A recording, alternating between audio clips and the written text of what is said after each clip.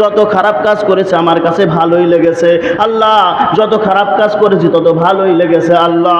এখন বুঝতে পেরেছি জীবনের জিন্দেগি গুনাহ সম্পর্কে। তখন আল্লাহ পাক রব্বুল আলামিন ফেরেশতাদেরকে ডাক দিয়ে বলে, হে ফেরেশতারা দেখ, যেই বান্দাদেরকে বানাইতে তুই নিষেধ করেছিলি, দেখ এই বান্দা গুনাহকে সম্পর্কে নিজে লজ্জিত হইয়া আমার কাছে দেখ হাজির হয়ে গেছে। দুনিয়ার জমিনে কোনো মানুষ জাগ্ন নাই, মাসুম বাচ্চাগুলি ঘুমায়, মা ঘুমায়, বাবা ঘুমাইয়া পড়েছে, পাখির কোনো কিচিরমিচির আওয়াজ নাই, পাখিগুলো ঘুমায়। দেখ আমার বান্দারা গুনাহ করার পর তওবা করে রাত্রি জেগে তাহাজ্জুদের নামাজ আদায় করে, নফল নামাজ আদায় করে, দেখ ফেরেশতারা আমি আল্লাহর দরবারে হাতটা তুলে জিন্দেগির গুনাহ সম্পর্কে ক্ষমা চাই রে ফেরেশতা, তাকাইয়া দেখ।